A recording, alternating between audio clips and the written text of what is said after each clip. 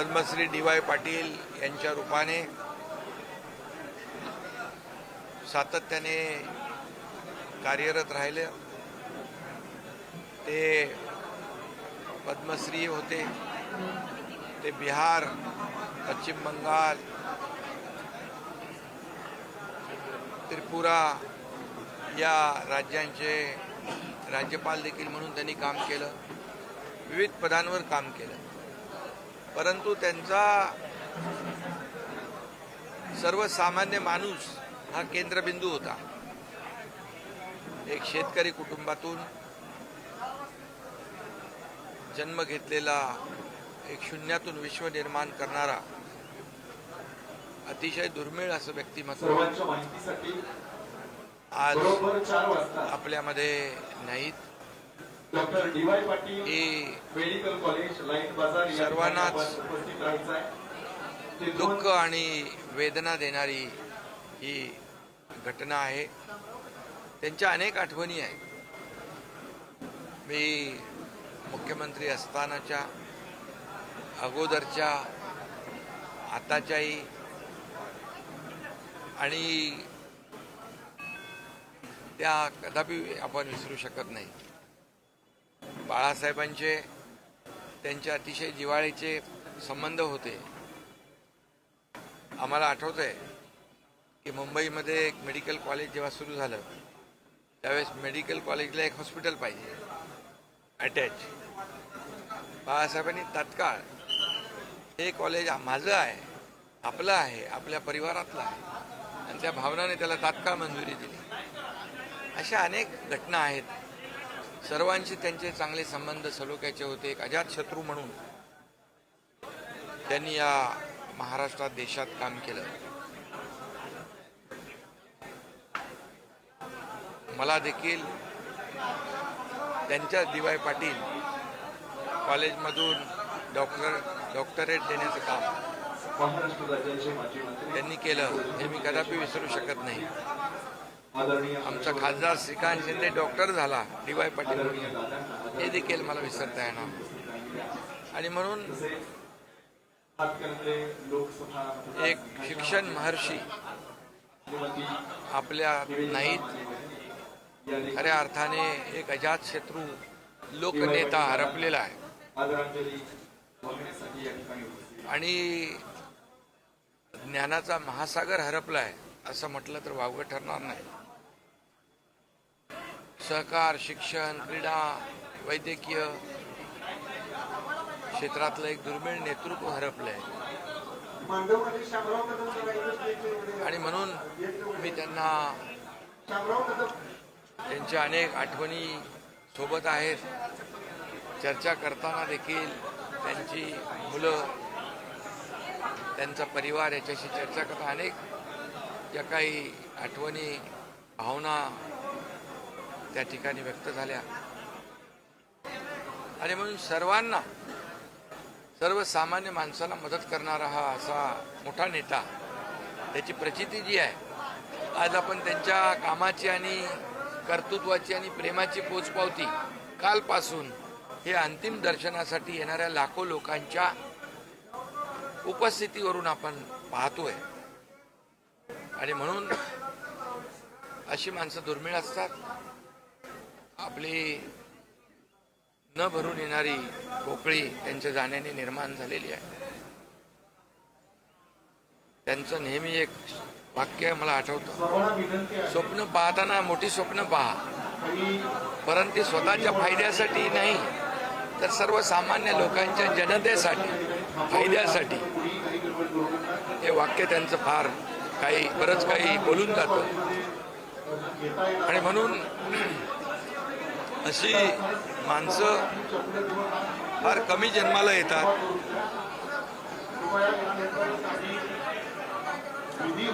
आणि अशा डी.वाय. पाटील यांचा दुःखद निधन झालंय। मी माझ्या कुटुंबाच्या वतीने आणि शिवसेना परिवाराच्या वतीने त्यांना भावपूर्ण श्रद्धांजली अर्पित करतो। ओम शांती।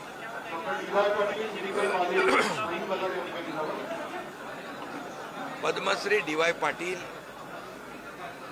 इनका देहांत हुआ है, ये बहुत ही दुखद है। ये सभी के लिए वेदनादायी है, क्योंकि इन्होंने शिक्षा क्षेत्र में, आरोग्य क्षेत्र में, क्रीड़ा विभाग में, सहकार विभाग में जो अनमोल कार्य किया है, उसे महाराष्ट्र और देश भूल नहीं सकता है। वो पद्मश्री भी थे, त्रिपुरा, बिहार, पश्चिम बंगाल के राज्यपाल भी रह चुके हैं। कई जिम्मेदारियां उन्होंने निभाई है, लेकिन उनका केंद्र बिंदु एक सामान्य आदमी वही था, और इसलिए एक शिक्षण महर्षि हमने खोया है, एक ज्ञान का महासागर हमने खोया है, और एक सभी क्षेत्रों में कार्य करने वाला एक महान व्यक्ती हमने खोया है। इसलिए मैं डी.वाय. पाटील यांचं काल निधन झालं. कसबा बावड्याचा एक आधार होता. कशा पद्धतीने बघता? चांगल्या पद्धतीने होता दादांचा आधार. सगळ्यांनी दादा भेटायचं, कधी नाही होय म्हणले नाहीत. दादाची शान होती बावड्याची, चांगली होती दादा. हडपलं वाटतंय. आपल्या बावड्याचं हेच गेलो. तुमची भेट कधी झाली? कशी होईत होती भेट? आम्ही कामगारच दादांनीच कामावले. आम्ही कामगार आहे. तिने लई जणांची भाकरी म्हणजे असं सगळ्यांना उभा केली. लई चांगले दादा होते बघा. दादा लय चांगली होते.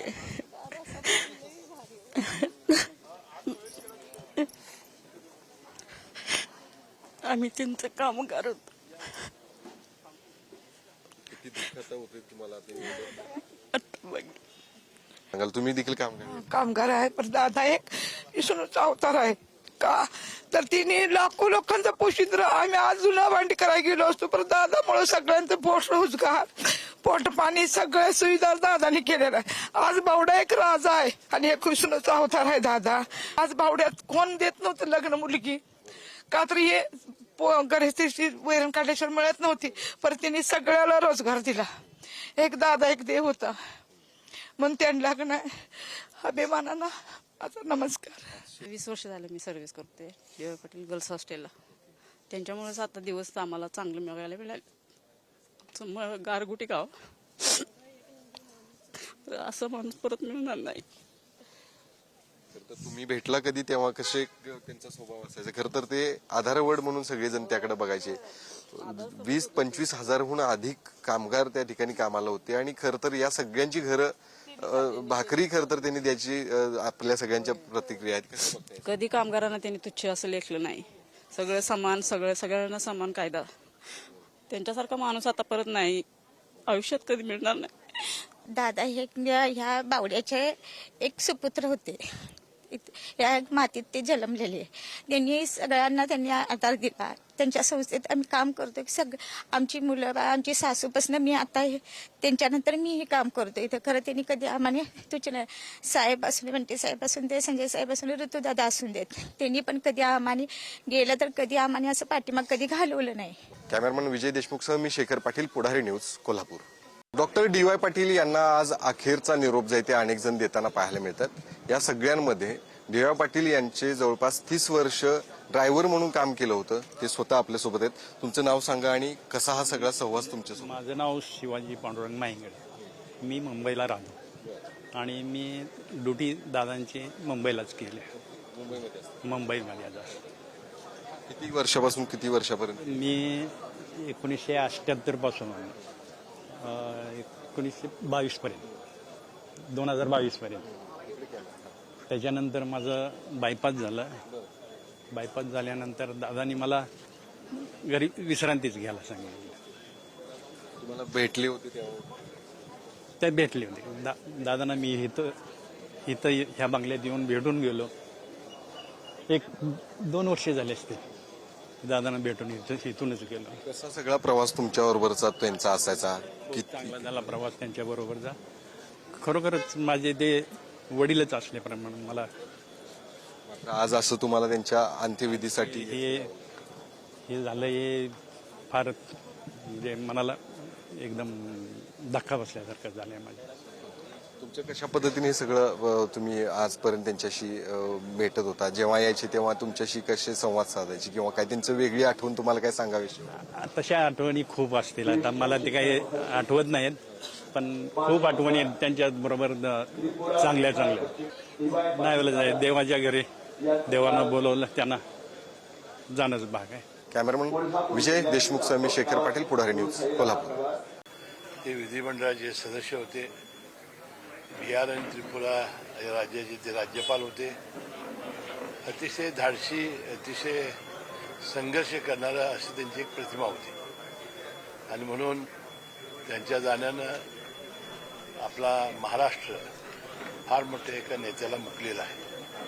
अलीकडे त्याची तब्येत ते 90 वर्षाची होती, थोडीशी नरम असायची आणि ते सातत्याने त्यांचा फार मोठा परिचय आणि परिवार हा संपूर्ण देशभर आहे.